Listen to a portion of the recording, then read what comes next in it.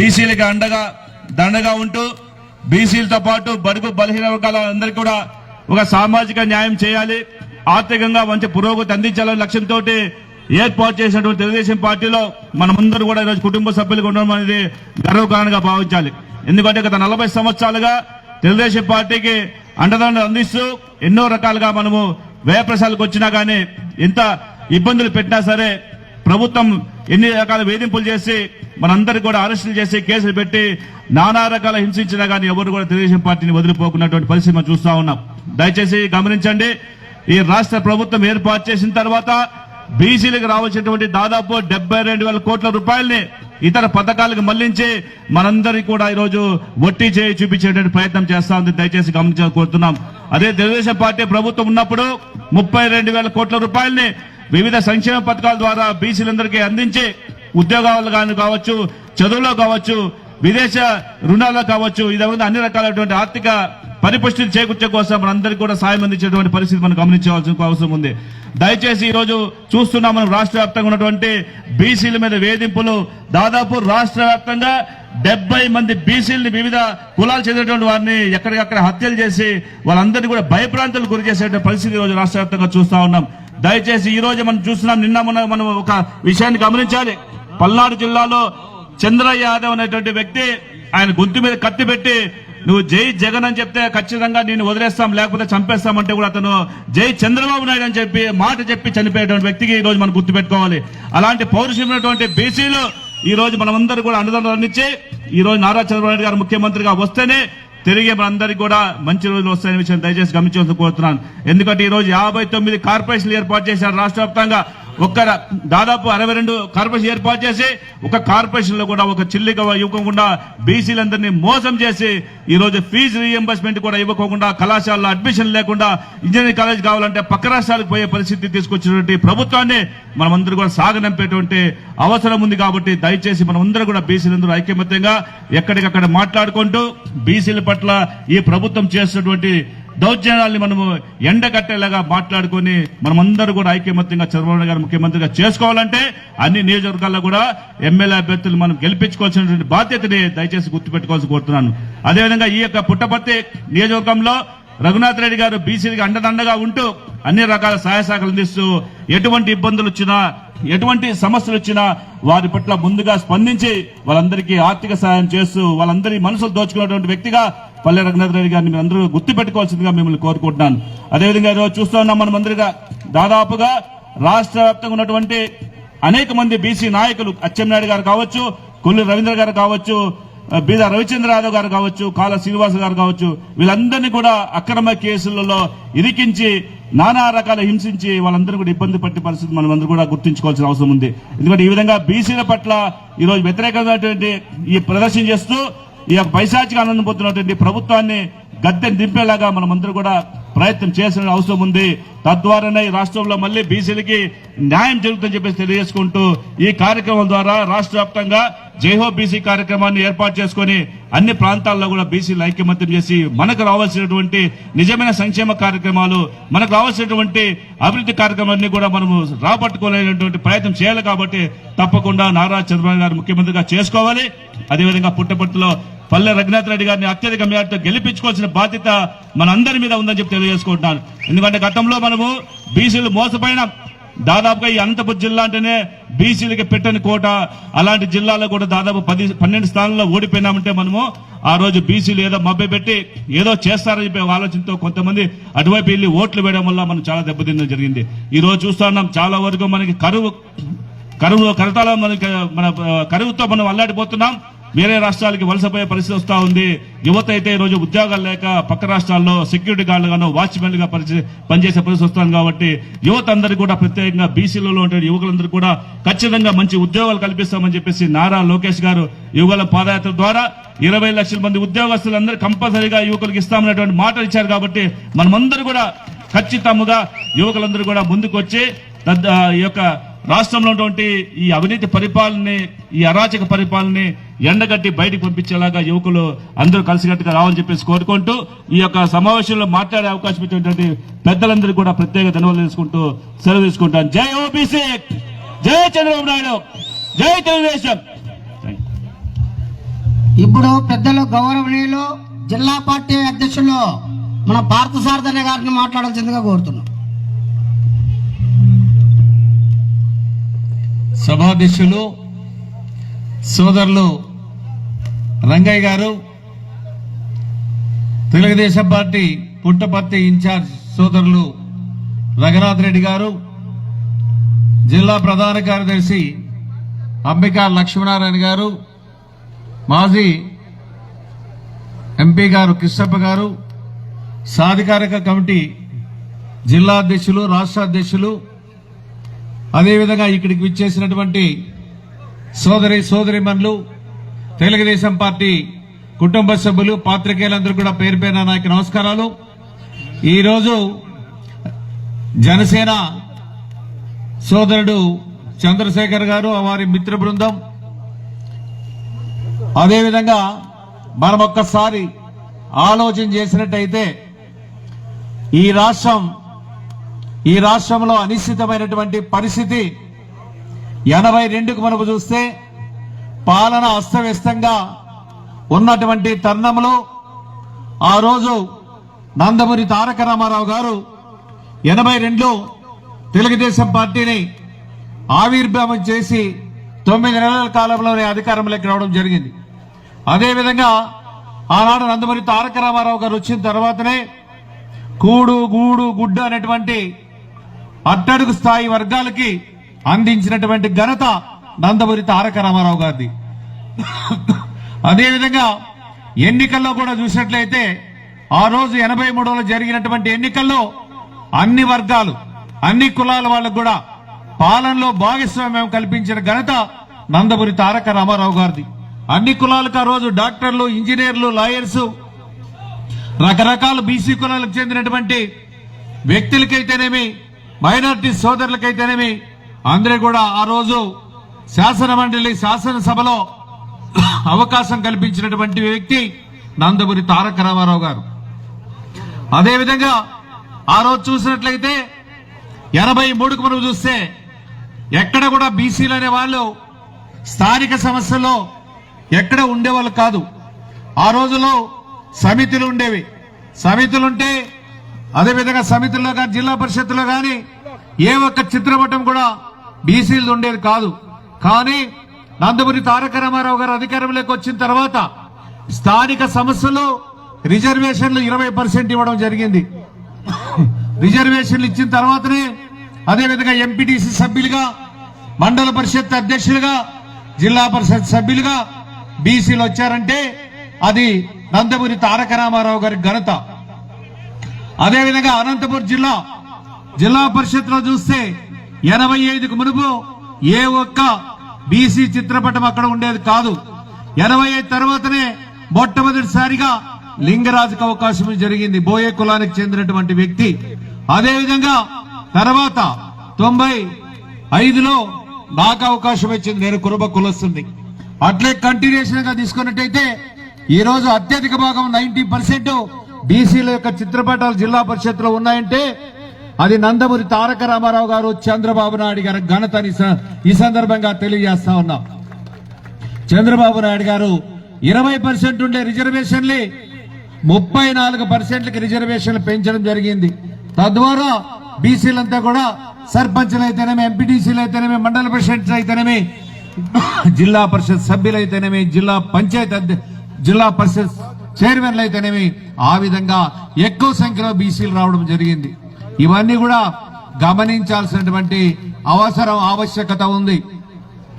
కానీ జగన్మోహన్ రెడ్డి వచ్చిన తర్వాత అదే 34% స్థానే 20% కుదించడం జరిగింది. అంటే దాదాపు 16,000 పోస్టులు పోయినాయని సందర్భంగా తెలియజేస్తా ఉన్నాం.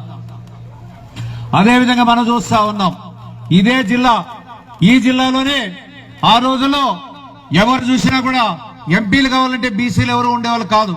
కానీ మొట్టమొదటిసారిగా 99లో వాల్మీకి సోదరుడు కాలు శ్రీనివాస్ అనంతపూర్ పార్లమెంట్ మెంబర్ గా, తర్వాత నేను ఇద్దరు కూడా 99లో వచ్చాం. తర్వాత క్రమంలో నిమ్మల కృష్ణప్ప 2 సార్లు ఎంపీగా కూడా చేయడం జరిగింది. అదేవిధంగా మంత్రిగా రామచంద్రారెడ్డి గారికి అవకాశం ఇచ్చారు, కాలు శ్రీనివాస్ గారికి ఇచ్చారు. అంటే మంత్రులు. అనంతపురం జిల్లా అంటే బీసీ జిల్లా. ఈ బీసీ జిల్లాకి బీసీలకి ఎక్కువ భాగం అవకాశం ఇచ్చింది చంద్రబాబు నాయుడు గారు. భవిష్యత్తులో కూడా బీసీలకి పెద్ద పీట వేస్తారు తెలుగుదేశం పార్టీ. ఈ రోజు సామాజిక న్యాయం అని చెప్తా ఉన్నాడు జగన్మోహన్ రెడ్డి. మీరు చూస్తే ఈ సామాజిక న్యాయం అంటే మనం చూస్తే ముఖ్యంగా మన అసెంబ్లీలో ఎవరైతే మంత్రిమండలిలో ఉన్నారో వాళ్ళంతా కూడా చూస్తే బ్యాక్ బోన్ లో ఉన్నారు బీసీలంతా. ఎక్కడ కూడా ముందు వరుసలో లేదు. ఏదైతే ఫైనాన్స్ ఉంటుందో, ఏదైతే మంచి మినిస్ట్రీ ఉంటుందో వాళ్ళంతా కూడా అగ్రవర్ణాలు మాత్రమే ఉన్నారు. మన దాంట్లో చూస్తే మీ అందరికీ తెలుసు, యనమల రామకృష్ణుడు అయితేనేమి, దేవేంద్ర గౌడ్ అయితేనేమి, అదేవిధంగా అయ్యన్న పాత్రుడైతేనేమి, అదేవిధంగా చాలా మంది బీసీలు కూడా ఒక చంద్రబాబు నాయుడు గారు గౌరవించడం కూడా జరిగింది. కాబట్టి మనమంతా కూడా ఆలోచన చేయాలా. అదేవిధంగా ఆ రోజు చూస్తే 14లో కార్పొరేషన్ గా డబ్బులు ఇచ్చి ఆ కార్పొరేషన్ ద్వారా బీసీలకు సంబంధించినటువంటి ఏవైతే కులాలు ఉన్నా కులాలకు సంబంధించినటువంటి ఫెడరేషన్స్ కి డబ్బులు ఇచ్చి గౌరవించి ఆ ఫెడరేషన్ ద్వారా ఆ కులాలకి న్యాయం కూడా చేయడం జరిగింది. ఈ రోజు జగన్మోహన్ రెడ్డి 63 కార్పొరేషన్లంట, ఫెడరేషన్లంట. మాట్లాడితే కేసులు, మాట్లాడితే 307లు, 420లు, ఈ విధంగా ఈ రోజు అరాచకమైనటువంటి ప్రభుత్వం రాజ్యం వెళుతా ఉంది. అసెంబ్లీలో అచ్చెన్నాయుడు గారు మాట్లాడితే ఆయన మీద 60 రోజులు జైలుకి, కొల్లు రవీంద్ర గారు మాట్లాడితే ఆయన జైలుకు పంపించడం జరిగింది. అదేవిధంగా ఈ రాష్ట్రంలో ప్రశ్నించే వాళ్ళందరికీ ఈ రోజు జైలుకు పంపించడం జరిగింది, కేసును బనాయించడం జరుగుతా ఉంది.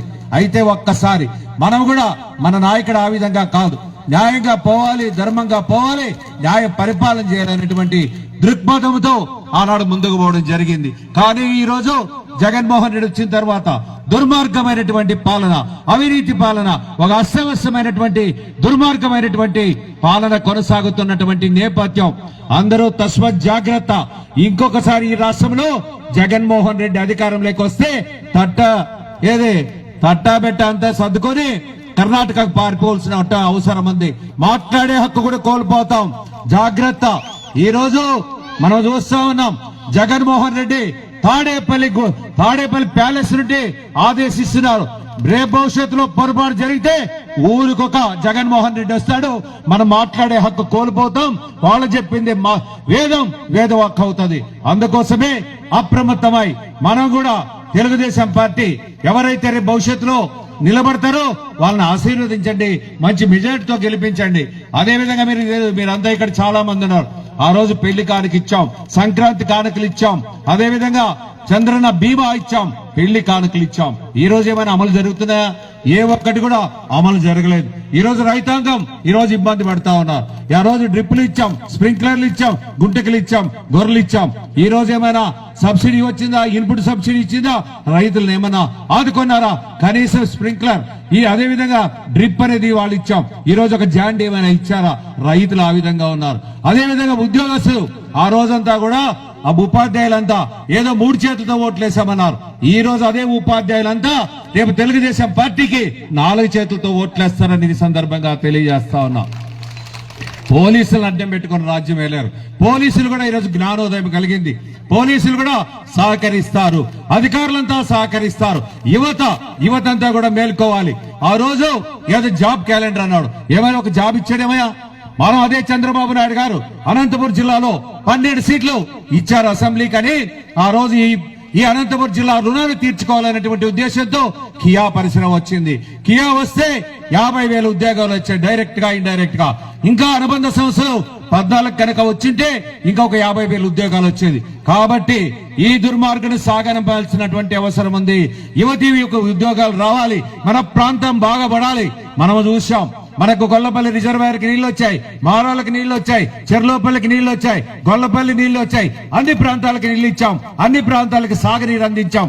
అదేవిధంగా ఈ ప్రాంతం కూడా భవిష్యత్తులో తెలుగుదేశం పార్టీ అధికారంలోకి వచ్చినప్పుడు మొత్తం ఈ నియోజకవర్గంలో ఉన్నటువంటి చెరువులకైతేనేమి, కుంటలకైతేనేమి నీళ్లు ఇచ్చే కార్యక్రమం కూడా చేపడతామని ఈ సందర్భంగా తెలియజేస్తున్నా.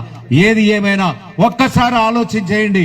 మీరు ఆలోచన చేయకపోతే, అప్రమత్తంగా లేకపోతే ఈ జగన్మోహన్ రెడ్డి ఇంకొకసారి వస్తే మనం నాశనం అయిపోతాం. అదేవిధంగా జగన్మోహన్ రెడ్డి లూటీ చేసేశాడు. శాండు, మైను, వైను అన్ని లూటీ చేసేశాడు. ఇంకేమైనా ఉందా? ఇంకోసారి చెప్తా ఉన్నాడు. ఈ రోజు అప్పుడే డబ్బులని చేర్చేశారంట నియోజకవర్గాలకి. 4,000 ఇస్తాం, ఓటు 5,000 ఇస్తాం. వాళ్ళ అబ్బు సొమ్ము రాజారెడ్డి వాళ్ళ తాత సొమ్ము, రాజశేఖర రెడ్డి సొమ్ము కాదు, మన సొమ్ము తిప్పి పీల్చేశాడు. ఆ సొమ్ముని తీసుకొచ్చి రేపు ప్రజల్లో ఓట్లకి ఖర్చు పెడతానంటున్నాడు. తప్పులేదు, వాళ్ళు ఎంత ఇచ్చినా తీసుకోవాలి, మన సొమ్ము కాబట్టి తీసుకోండి. తెలుగుదేశం పార్టీకి సైకిల్ కి ఓటు వేయాల్సినటువంటి ఆవశ్యకత ఉంది. లేకపోతే ఇబ్బంది పడే పరిస్థితి వస్తుంది. మనం చూసాం, మార్పు అనేది రావాల్సినటువంటి అవసరం ఉంది. ఈ రోజు ట్రాన్స్ఫర్లు చేస్తున్నారు ఎమ్మెల్యేలు కూడా. ఇక్కడుండేవాడిని అక్కడ, అక్కడుండేవాడిని ఇక్కడ. మీరు చూశారు కళ్యాణదుర్గంలో చెత్త పనికిరాదని మా పెనగొండకేస్తే బంగారం అయిపోతుందా? మీరు చూస్తే బంగారం అవుతుందా? ఆ చెత్తగానే ఉంటది. కాబట్టి ఈ చెత్తలన్నీ తీసుకొచ్చి మనం మొక్కన పరేస్తా ఉంటే మనం కూడా ఉమ్మేయాల్సినటువంటి అవసరం ఉందని ఈ సందర్భంగా తెలియజేస్తా ఉన్నా. ప్రజలకు చేరువగా, ప్రజలకు దగ్గరగా, ప్రజలకు పనిచేసే వ్యక్తుల్ని ఎన్నుకోవాల్సినటువంటి అవసరం ఉందని ఈ సందర్భంగా తెలియజేస్తా ఉన్నా. మాట్లాడబోతే ఇప్పటికే కాలాతీతమైంది, ఇంకా చాలాసేపు మాట్లాడొచ్చు. నేను కూడా కళ్యాణ దుర్గానికి పోవాల్సినటువంటి అవసరం ఉంది. ఏది ఏమైనా తెలుగుదేశం పార్టీని గెలిపించండి, ఆశీర్వదించండి. తెలుగుదేశం పార్టీ మీ బాగోగులు చూస్తుంది, మీ భవిష్యత్తును చూస్తుంది. మీ పిల్లల భవిష్యత్తు, మన భవిష్యత్తు, రాష్ట్ర భవిష్యత్తు, అందరి భవిష్యత్తు ఉంటుంది. ఈ రాష్ట్ర అభివృద్ధి జరిగేదానికి అవకాశం ఉంటుంది. ఈ రోజు అభివృద్ధిని తీసుకున్నట్టయితే ఎక్కడైనా రోడ్లు వేసారేమయ్యా? మనమే సిమెంట్ రోడ్లు వేసాం, మనమే ఇల్లు ఇచ్చాం. ఈ రోజు ఇల్లు ఏమైనా ఒకటైనా వచ్చిందా? కాబట్టి అందరూ కూడా ఆలోచన చేసి తెలుగుదేశం పార్టీని అభ్యర్థిని గెలిపించి ఆశీర్వదించమని ఈ సందర్భంగా మీ అందరినీ కోరుకుంటూ సెలవు తీసుకుంటాం. Thank you very much. ఇప్పుడు గౌరవనీయులు పెద్దలు మాజీ ఎంపీ నిమ్మల కృష్ణప్పన్న గారు మాట్లాడాల్సిందిగా కోరుతున్నాం.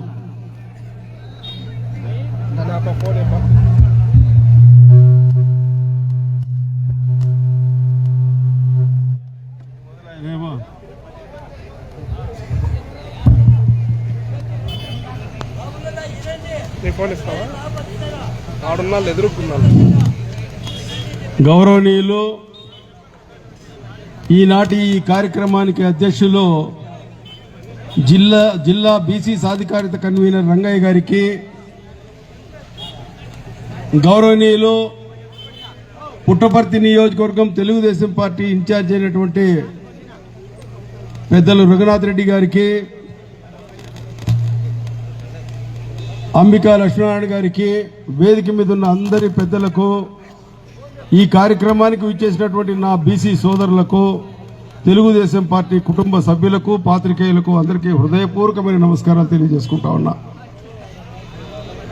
ఒకసారి బీసీల గురించి తెలుగుదేశం పార్టీ హయాంలో ఏ విధంగా ఉన్నారు, ఈ రోజు వైఎస్ఆర్ పార్టీ అధికారంలోకి వచ్చిన తర్వాత ఏ విధంగా ఉండారని తేడా మీరు చూసుకోవాల్సినటువంటి అవసరం ఉంది. అది చూసుకోలేకపోతే బీసీలం అనేటువంటి మనము ముందుకెళ్ళలేకపోతామనేటువంటిది గమనించాల్సినటువంటి అవసరం ఉంది. మనము వెనకబడిన కులాల వాళ్ళు నిరంతరం వెనకబడే ఉంటాం. మనం సరైనటువంటి అవగాహన లేకపోతే, సరైనటువంటి అభిప్రాయాలు తీసుకోకపోతే, సరైనటువంటి నాయకత్వంలో మనం నడవకపోతే మరి వెనకబడే ఉంటామనేటువంటి విషయాన్ని గమనించమని నేను కోరుతా ఉన్నాను. దయచేసి గత 40 సంవత్సరాల కాలంలో తెలుగుదేశం పార్టీ హయాంలో ఎంతమంది బీసీ నాయకులు చంద్రబాబు నాయుడు గారితో పాటు, ఎన్టీ రామారావు గారితో పాటు పెద్ద ఆయన ఆ కాలం నుంచి ఈ కాలం వరకు ఇద్దరి హయాంలో ఏ విధంగా ఎదిగారనేటువంటి విషయాన్ని ఒకసారి గమనించమని నేను కోరుతా ఉన్నాను. మీరు ఒకసారి ఆలోచన చేస్తే మరి యనమల రామకృష్ణుడు గారు ఏ స్థాయిలో ఉన్నారో ఒకసారి ఆలోచన చేసుకోమని నేను కోరుతా ఉన్నాను. ఎర్రమనాయుడు గారు ఏ స్థానంలో ఉన్నారో నేను కోరుకోమని నాకు మైక్ ఇచ్చింది, మీరే మాట్లాడండి, నేను మాట్లాడండి. మీరు ఎంత డిస్టర్బెన్స్ ఉంటే నాకు మాట్లాడబుద్ది కాదు. యనమల రామకృష్ణుడు గారు ఏ స్థాయిలో ఉన్నారు, ఎర్రమనాయుడు గారు ఏ స్థానంలో ఉన్నారు, ఈ రోజు అచ్చెన్నాయుడు గారు ఏ స్థాయిలో ఉన్నారు, కొల్లు రవీంద్ర గారు ఏ స్థాయిలో ఉన్నారు, కాలువ శ్రీనివాసులు గారు ఏ స్థాయిలో ఉన్నారు ఒక్కసారి ఆలోచన చేయమని నేను కోరుతా ఉన్నాను. ఒక స్థిరమైన నాయకత్వం ఇచ్చారు చంద్రబాబు నాయుడు గారు, ఎన్టీ రామారావు గారు. ఒక దృఢమైన నాయకత్వం ఇచ్చారు, బలమైన నాయకత్వం ఇచ్చారు, గౌరవమైనటువంటి నాయకత్వం ఇచ్చారు. మరి వైఎస్ఆర్ పార్టీ అధికారం ఉన్నట్లుగా ఎక్కడ పడితే అక్కడ ట్రాన్స్ఫర్లు, ఎక్కడ పడితే అక్కడ బదిలీలు, మీరు ఒక్కసారి చూస్తే జగన్మోహన్ రెడ్డి హయాంలో 4 మూలల్లోనే 4 రెట్లు పెట్టి పాలన చేస్తా ఉన్నాడే కానీ ఒక్క బీసీనైనా ఒక మూలలో పెట్టాడమో ఒకసారి ఆలోచన చేయమని నేను కోరుతా ఉన్నాను. దేశ జనాభాలో 50% ఉన్నాం, కానీ వైఎస్ఆర్ జగన్మోహన్ రెడ్డి మూలల్లో ఒక మూలలోనా మనకు స్థానం లేదా? ఒక్క మూలలోనైనా ఒక బీసీని పెట్టాల్సినటువంటి అవసరం లేదా? ఈ 4 రెట్లు చెప్పినట్లు మనం పోల్సిందే తప్ప వేరే వాళ్ళు ఎవరైనా ఉండే అవకాశం ఉందా? మరి ఈరోజు మాధవ్ని ఏం చేశారు? మాధగిరి మాన్యాలు పట్టించారు. రంగయ్యని ఏం చేశారు? బదిలీ చేశారు. నిన్న మొన్న శంకరనారాయణ గారిని ఏం చేశారు? అనంతపురం పంపించేశారు. ఈ జిల్లాకు నువ్వు పనికిరావు అని చెప్పి ఈ రకంగా ట్రాన్స్ఫర్లు చేసుకుంటా పోతాడు కానీ ప్రమోషన్స్ ఇచ్చిండేటువంటి దాఖలాలు ఉన్నాయా? తెలుగుదేశం పార్టీ హయాంలో ప్రతి నాయకుడికి ప్రమోషన్ దొరికిందే తప్ప ట్రాన్స్ఫర్స్ ఉన్నాయా ఎక్కడన్నా? 40 సంవత్సరాల కాలంలో పార్థసారథి గారు ఏ విధంగా ఉన్నారు? కాలువ శ్రీనివాసులు గారు ఏ విధంగా ఉన్నారు? నిమ్మల కృష్ణప్ప ఏ విధంగా ఎదిగాడు? 40 సంవత్సరాల కాలంలో స్థిరమైన నాయకత్వం ఇచ్చాడా లేదా చంద్రబాబు నాయుడు గారు అనే విషయాన్ని ఒకసారి ఆలోచించాల్సిన అవసరం లేదా? ఇదే తెలుగుదేశం పార్టీలో పనిచేసినటువంటి బీసీలు ఆ పార్టీలో చేరితే ఆ పార్టీలో ఏ విధంగా ఉన్నారు, ఈ పార్టీలో ఏ విధంగా ఉన్నారు ఒకసారి ఆలోచన చేస్తే తమ్మినేని సీతారాం గారు ఈరోజు స్పీకర్ గా ఉన్నారు. ఆయన ఒక బీసీనే.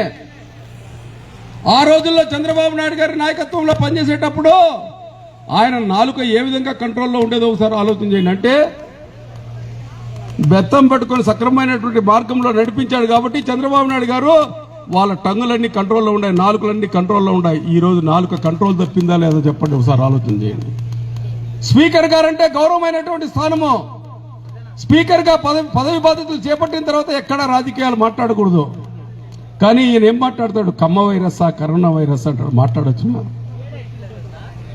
ఆయన మాట్లాడే ప్రతి మాట రాజకీయానికి సంబంధించిందే తప్ప రాజకీయాలకు అతీతంగా మాట్లాడుతూ ఉన్నాడు స్పీకర్ గారు.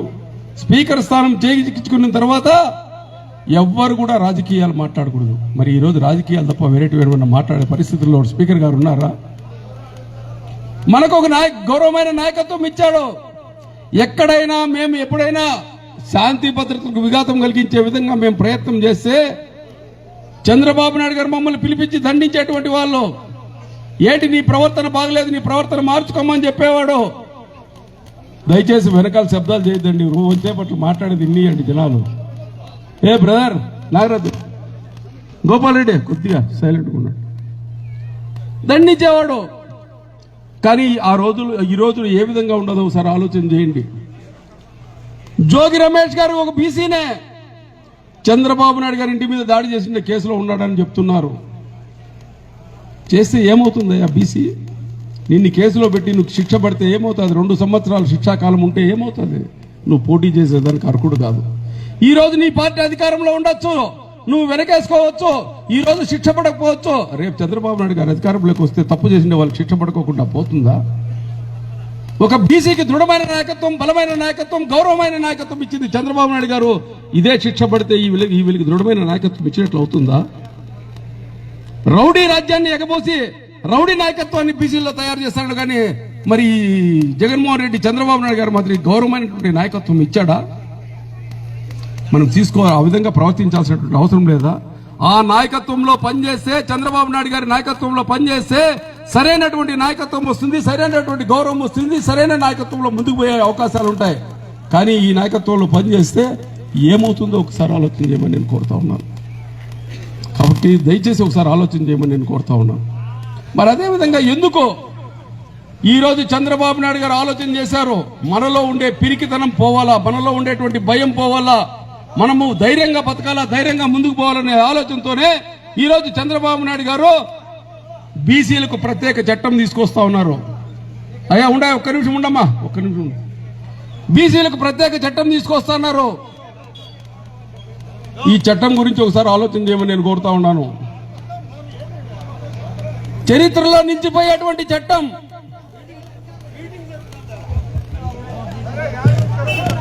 చరిత్రలో నిలిచిపోయేటువంటి చట్టం.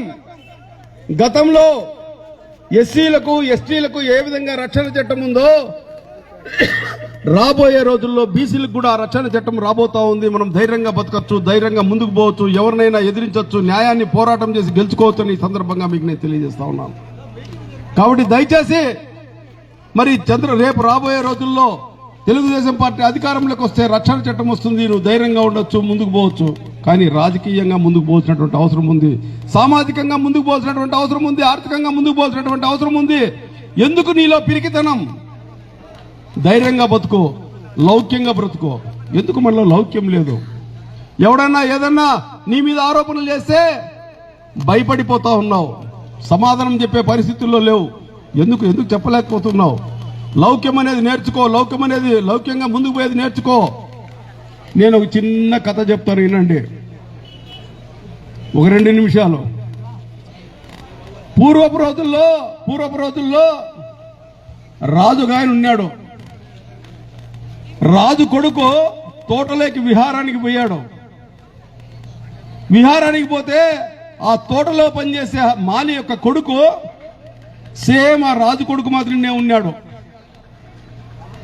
ఆ రాజు కొడుకు మాదిరినే ఉంటే ఈ రాజు కొడుకు గుర్రంలో పోతూ ఏమరా సేమ్ నా మాదిరినే ఉండవు నువ్వు, మా నాన్న ఏమన్నా మీ ఇంటికి వచ్చేవాడా అని అడిగినాడు. అప్పుడు నువ్వేం చెప్పాలా? భయపడిపోయి, లేదు దొరా మా నాయన అట్లావాడు కాదు దొరా, మా అమ్మ అట్లా దాని అని చెప్పొచ్చునా, మా కుటుంబం అట్లాడదు కాదని చెప్పొచ్చునా? లౌక్యంగా ఆలోచన చేశాడు ఆ పిల్లోడు. తోటమాలి కొడుకైనా ఆలోచన చేసి ఏం సమాధానం చెప్పాడో తెలుసా? లేదు నాయన, మీ నాయన్ని మా ఇంటి దగ్గర ఎప్పుడు నేను చూడలేదు, కానీ మా నాయనే మీ రాజుగారు ఊర్లో లేనప్పుడు మీ ఇంటికి వచ్చాడు, నిద్రపోతా ఉండే, కాపలా ఉండే అని చెప్పి సమాధానం చెప్పినాడు. ఆ లౌక్యం రావాలయ్యా బీసీల్లో, ఆ ధైర్యం రావాలయ్యా బీసీల్లో. వచ్చిన పొద్దు నువ్వు ధైర్యంగా ముందుకు పోగలుగుతావు, ధైర్యంగా ముందుకు బతకగలుగుతావు, ధైర్యంగా నాయకత్వం వస్తుంది. కాబట్టి నేను కోరుకునేది ఒకటే, ఆల్రెడీ చంద్రబాబు నాయుడు గారి దృష్టికి, లోకేష్ గారి దృష్టికి, పార్టీ దృష్టికి తీసుకెళ్లాను. బీసీలకు చట్టసభల్లో రిజర్వేషన్ ఇవ్వని నేను డిమాండ్ చేశాను. అదేవిధంగా జ్యుడిషియల్లో రిజర్వేషన్ ఇవ్వని. ఈరోజు జడ్జిలు చాలా మంది అగ్రకులాల వాళ్ళే ఉన్నారు, బీసీలు లేరు. కాబట్టి జ్యుడిషియల్లో కూడా బీసీలకు ప్రతి సర్పంచ్ లక్షల వేల కోట్లు ఖర్చు పెట్టి లక్షల వేలు ఖర్చు పెట్టారు. కానీ ఇప్పుడుండే బీసీలు సర్పంచులు కావచ్చు, స్థానిక సంస్థల్లో ఉండేటువంటి ప్రతినిధులు కావచ్చు, ఎవ్వరు కూడా ఖర్చు పెట్టే పరిస్థితుల్లో లేరంటే మరి స్థానిక సంస్థల్లో ఉండే బీసీలు ఏ విధంగా నిర్వీర్యమైపోయారో ఒకసారి ఆలోచన చేయమని నేను కోరుకుంటూ, మనం బలమైన ఒక పునాది ఏర్పడాలంటే కింద నుంచినే పునాది ఏర్పడుతుంది, కింద నుంచినే మనం పైకి వచ్చే అవకాశం ఉంటుంది. కానీ సర్పంచులుగా, ఎంపీటీసీలుగా, ఎంపీపీలుగా, జెడ్పీటీసీలుగా మనకుండే గౌరవాన్ని కోల్పోతే ఏ విధంగా నాకు వస్తుందో, ఏ విధంగా ఎదగలుగుతామో, ఈ జగన్మోహన్ రెడ్డి ఉంటే ఒక్క రూపాయి కూడా మన చేతి నుంచి ఖర్చు పెట్టకపోతే ప్రజల్లో ఏ విధంగా బలం ఉంటుందో ఒకసారి ఆలోచన చేయమని కోరుకుంటూ, చంద్రబాబు నాయుడు వస్తే మనకు ఆ బలం దిక్కుతుంది, ఆ గౌరవం దిక్కుతుంది, ముందుకు పోగలుగుతాం, నాయకత్వం వస్తుంది అనేటువంటి విషయాన్ని ఒకసారి ఆలోచన చేసి ఐకమత్యంగా బీసీలందరూ చంద్రబాబు నాయుడు గారిని తెచ్చుకోవాలని, చంద్రబాబు నాయుడు గారిని ముఖ్యమంత్రిగా చూడాలని, ఆ ధ్యేయంతో యుద్ధ సైనికుడిలా పనిచేయాలని మిమ్మల్ని నేను కోరుకుంటూ సెలవు తీసుకుంటా ఉన్నాను. ఇప్పుడు గౌరవనీయులు పెద్దలు, మాజీ మంత్రి, నియోజకవర్గం ఇన్ఛార్జి, కాబోయే ఎమ్మెల్యే మన పల్లె రఘునాథ్ రెడ్డి సార్ గారు మాట్లాడాల్సిందిగా కోరుతున్నాం.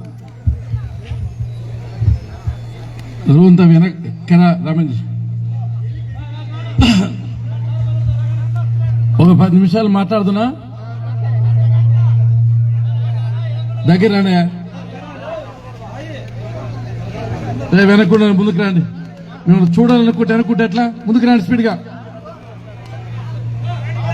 నేను పోయిన తర్వాతనే మీకు భోజనం పెడతాను, గుర్తుపెట్టుకోండి. అయిపోయి ఇస్తాం, లాస్ట్ ఇద్దాం. రే బాబు రండి రా, రే రండి ఇక్కడ పిలుస్తాను. పీట్ల సుధాకర్, వడ్డెర సాధికార కమిటీ, మా ఓడిసి మండల పార్టీ ప్రధాన కార్యదర్శి వేదిక మీద కావాల్సి కోరుతున్నాం. సోమశేఖర్, టీడీపీ జిల్లా అధికారి ప్రతినిధి వేదిక మీద